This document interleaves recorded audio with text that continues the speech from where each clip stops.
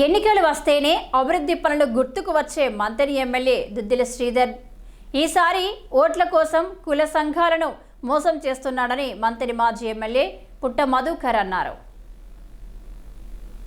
శనివారం మంత్రి పట్టణంలోని రాజగృహలో ఏర్పాటు చేసిన విలేకరుల సమావేశంలో ఆయన మాట్లాడుతూ గత అక్టోబర్ మాసంలో కుల సంఘాలకు భవనాలు మంజూరు చేశారంటూ పాలాభిషేకాలు చేయించుకున్న మంత్రి ఎమ్మెల్యే దుద్దిల శ్రీధర్ బాబు ఆ భవనాలకు జనవరి 12న శంకుస్థాపన చేశారని అన్నారు. అయితే మంత్రి పట్టణంలోని పోచమ్మ గుడి వద్ద మేరా, పూసల, స్వర్ణకార, కుమ్మరి, నాయి బ్రాహ్మణ కుల సంఘాలకు ఒకే చోట భవన నిర్మాణాల కోసం శిలా ఫలకాలు వేసి శంకుస్థాపన చేశారని, అయితే ఆ ప్రాంతమంతా వాగు ఒడ్డున ఉందని, ముంపుకు గురయ్యే ప్రాంతంలో కుల సంఘ భవనాలు నిర్మించడం ఏంటని ప్రశ్నించారు.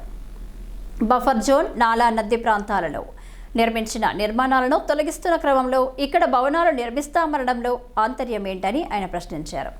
సాధారణంగా టెండర్లు పూర్తయి సైట్ ఆధీనంలోకి వచ్చి కాంట్రాక్టు చేతికి సైట్ అందిన తర్వాతనే శిలాఫలకాలు వేసి శంకుస్థాపనలు చేస్తుంటారని, ఒక్కోసారి కాంట్రాక్టు వచ్చి సైట్ ఆధీనంలోకి రాకపోతే క్యాన్సిల్ అయ్యే ప్రమాదం కూడా ఉంటుందని ఆయన వివరించారు. ఇప్పటికైనా కుల సంఘాల నాయకులు మంత్రి ఎమ్మెల్యే దుద్దిల శ్రీధర్ బాబు మాటలకు మోసపోవద్దని, ఈనాడు శిలాఫలకాలు వేసి మున్సిపల్ ఎన్నికలు పూర్తయ్యాక మిమ్మల్ని పట్టించుకోడని, మళ్లీ ఎన్నికలు వచ్చాకనే మరో రూపంలో వచ్చి మభ్యపెట్టే ప్రయత్నం చేస్తాడని తెలిపారు.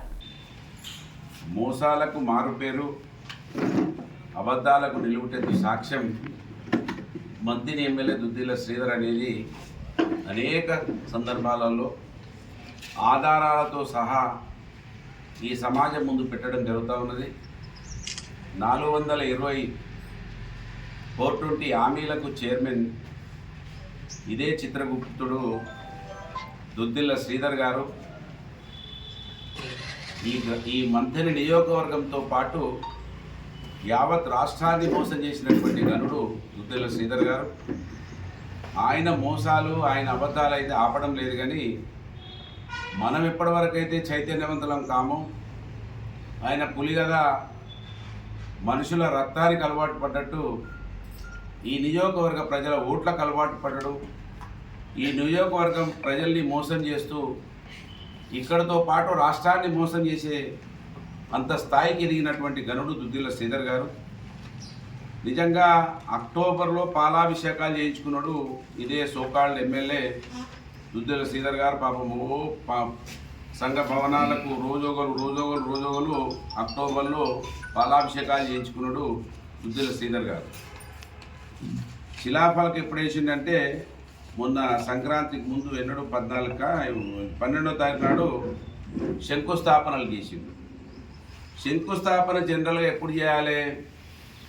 టెండర్స్ అయి పూర్తయి సైట్ హ్యాండ్ ఓవర్ అయిన తర్వాత అప్పుడు శంకుస్థాపన చేసి పని మొదలు పెడతారు. కాంట్రాక్టర్ వచ్చిన తర్వాత అది కూడా కాంట్రాక్టర్ డిసైడ్ అయినాక కూడా సైటు హ్యాండ్ ఓవర్ కాకపోతే, సైటు ఆధీనంలోకి కాంట్రాక్టర్ ఆధీనం రాకపోతే అది కూడా మళ్ళీ క్యాన్సిల్ అయ్యే ప్రమాదం ఉంటుంది. కనుక అది ఏమీ లేకుండా టెండర్స్ పిలిచి శంకుస్థాపన చేసిండు. దీంట్లో ఎన్ని మోసాలంటే, ఎవరికో కుల సంఘం వాళ్ళకొకటి తహసీల్దార్ది, పూసల సంఘంకు ఒకటి తహసీల్దార్ది సంతకం లేని కాగితం ఇచ్చిండు. మరి సంతకం లేని కాగితం ఇది ఎట్లా చెల్తుందో నాకు అది అర్థం కాలేదు. ఇది ఒకటి ఇచ్చిండా, ఇది సోషల్ మీడియాలో వాళ్ళైతే పెట్టుకున్నారు పాపం. మరి నిజమా అబద్ధమా కూడా తెలియదు.